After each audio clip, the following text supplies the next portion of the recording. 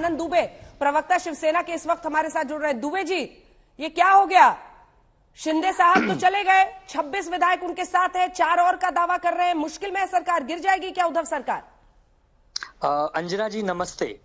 देखिए, शिवसेना में नेताओं का जाना ये कोई पहली बार नहीं है। छगन भुजबल जी छोड़कर गए, नारायण राणे छोड़कर गए, राज ठाकरे छोड़कर गए। हमारी पार्टी संगठन जो है वो इतना मजबूत है कि नेता छोड़कर जाते हैं लेकिन कार्यकर्ता शिवसैनिक कभी छोड़कर नहीं जाते। तो ठीक है, अगर शिंदे गए हैं, विधायकों को लेकर गए हैं, तो अंजना जी मैं आपको बता दूं कि वही शिंदे हैं जो कल तक हमारे साथ बैठकर होटल में भोजन कर रहे थे। इनके बेटे को दूसरी बार सांसद बनाया, ये कैबिनेट मंत्री हैं, थाने जैसे महानगर पालिका। फिर भोजन करने के लिए मना पाइएगा या नहीं? खरी खोटी तो अभी सुना रहे हैं, बताइए फिर भोजन के लिए सुनिए ना सर, सवाल तो सुनिए। फिर भोजन के लिए मना पाइएगा या फिर विधायक दल के नेता पद से हटाकर एक सख्त संदेश आपने दे दिया है कि अब रास्ता बाहर का है? देखिए, ऐसा है कि हमारी पार्टी का एक नियम है, मराठी में बोलते हैं चूकीला माफी नहीं। हिंदी में मतलब अगर आपने गलती की है तो आपको सजा मिलेगी ही मिलेगी। आप बैठकर बात करते, आप रातों रात सभी विधायकों को लेकर चले गए। आपके मन में अगर कोई बात थी तो आप पक्ष प्रमुख से, आदरणीय मुख्यमंत्री जी से कह सकते थे, आपको जो पीड़ा थी वो बता सकते थे। लेकिन आपने हमारे जो पार्टी का संविधान है उसको भंग किया है, इसीलिए तत्काल आपको निकाल के पहले आप पर कार्रवाई की गई है। साहिल कुछ बोलना चाह रहे हैं, एक सेकंड साहिल जल्दी से बताएं। आ रही हूं दुबे जी। साहिल, देखिए, ऐसा है कि दुबे जी एक बात पे गफलत कर रहे हैं। इससे पहले जब भी शिवसेना में बगावत हुई है तब शिवसेना विपक्ष में थी। फिर वो छगन भुजबल की बगावत हो, नारायण राणे की बगावत हो या राज ठाकरे की बगावत हो, आज की स्थिति में शिवसेना सत्ता में है। उद्धव ठाकरे खुद मुख्यमंत्री है और उनके मुख्यमंत्री होते हुए शिवसेना से 26 विधायक लेकर उनके नंबर 2, उनके कमांडर इन चीफ, वो यहां से निकलकर सूरत चले जाते हैं। इसकी वजह से शिवसेना के लिए दिक्कतें बढ़ी हुई है। यह बात सबसे अहम है। नहीं, पहले जो बगावत हुई और आज की बगावत में बहुत फर्क है। देखिए, ऐसा है कि इन सबके पीछे जो असली मास्टरमाइंड है उनको आप सब जानते हैं। जब से हमारी सरकार बनी है, भारतीय जनता पार्टी, जब से हमारी सरकार बनी है, भारतीय जनता पार्टी हमारी सरकार को गिराना चाहती। ठीक है, राष्ट्रपति शासन लगाना। बीजेपी तो कटघरे में रहती है। और सुनिए अंजना जी, बीजेपी तो कटघरे में है, लेकिन ऐसी क्या कमजोरी है कि चाहे वो शरद पवार के नंबर 2 अजीत पवार है, वो इधर फुसल के आ जाते हैं और अब ये आपके नंबर 2 एकनाथ शिंदे को फुसलाने में कामयाब हो गए। मतलब आप ख्याल नहीं रख रहे ना? नहीं, मैं वही हैरानी की बात कह रहा हूं कि जिस व्यक्ति को अर्बन डेवलपमेंट मिनिस्टर बनाया गया हो, जिसके पुत्र को सांसद बनाया गया हो, जिसको पूरी की पूरी महानगर पालिका दे दी गई हो, जिसको कोकण जैसे एक बड़े प्रांत के सभी विधायकों का कार्यभार दे दिया गया हो, अगर वो व्यक्ति भी पदों को लेकर नाराज होता है, हिंदुत्व पर घेर रहे हैं। मैं वही कह रहा हूं कि वो कह रहे हैं हिंदुत्व को मानने वाले हम बाला साहब ठाकरे के सैनिक हैं, हम तो फिर हम लोग कौन है? नहीं, तो हम लोग कौन है? अगर वो बाला साहब ठाकरे जी की विचारधारा पर चलने वाले शिवसैनिक हैं तो उद्धव जी कौन है, आदित्य जी कौन है, हम जैसे साधारण शिवसैनिक कौन है? हम सब भी तो बाला साहब ठाकरे जी की विचारधारा को मानते हैं। अशोक सिंघल, क्या ये महासियासी संकट जो महाराष्ट्र में आया है ऐसी नौबत पैदा कर सकता है कि सरकार फिसल जाए?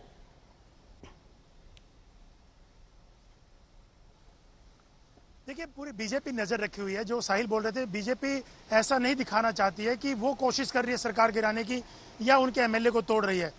पूरे टच में है।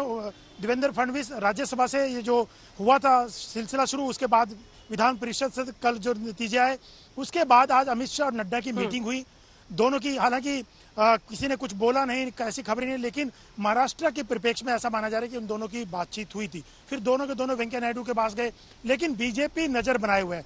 बीजेपी तब तक हाथ नहीं डालेगी क्योंकि अजीत पवार का जो घटना हुई थी उस वक्त, उसके बाद बीजेपी फूक फूक के कदम रख रही है। लेकिन देवेंद्र फडणवीस पूरा मोर्चा संभाले हुए हैं, बीजेपी की देखरेख में सब तमाम चीजें हो रही हैं, लेकिन बीजेपी फोर फ्रंट पे नहीं आना चाहती है जब तक वो आश्वस्त नहीं हो जाएगी कि महाअघाड़ी सरकार गिर सकती है या बीजेपी की सरकार बन सकती है। सबसे पहले तो सरकार गिरे, सबसे पहला काम होगा। उसके बाद आगे क्या सिचुएशन बनती है, सरकार बनाने की सिचुएशन होगी या इस्तीफा दिलवा करके राष्ट्रपति शासन, क्या आगे सिनेरियो बनेगा वो एक अलग होगा। लेकिन बीजेपी तभी आगे आएगी। बीजेपी के नेताओं की तरफ से कोई बयान उस ढंग से आ नहीं रहा है कि हम लोग नजर रखे हुए हैं। बीजेपी इतना जरूर है वहां के जो भी घटनाक्रम होगा, लेकिन इतना जरूर है कि बहुत दिनों से बीजेपी के नेताओं के टच में ये लोग थे, चाहे एकनाथ शिंदे हो या दूसरे शिवसेना के एमएलए रहे हों, तभी राज्यसभा की जो चुनाव हुए, उसके बाद विधानसभा के हुए, एक के बाद एक बीजेपी को फायदा हुआ उन दोनों चुनावों में। तो बीजेपी पूरा लगातार स्थिति को नजर तो रखे हुए है, लेकिन उन नेताओं के भी टच में है। सूरत में जो गए वो लोग, गुजरात में, तो बीजेपी के पूरा कोऑर्डिनेशन से ही वो लोग वहां पे गए। और बीजेपी की जो सरकार है गुजरात में, उन्हीं की देखरेख में उनको रखा गया है। पूरी सुरक्षा बंदोबस्त किए गए हैं। कोई कम्युनिकेशन नहीं हो पा रहा है। शिवसेना के कुछ लोगों ने एकनाथ शिंदे से बातचीत करने की कोशिश की थी, लेकिन रात से ही नॉट ट्रेसेबल है वो।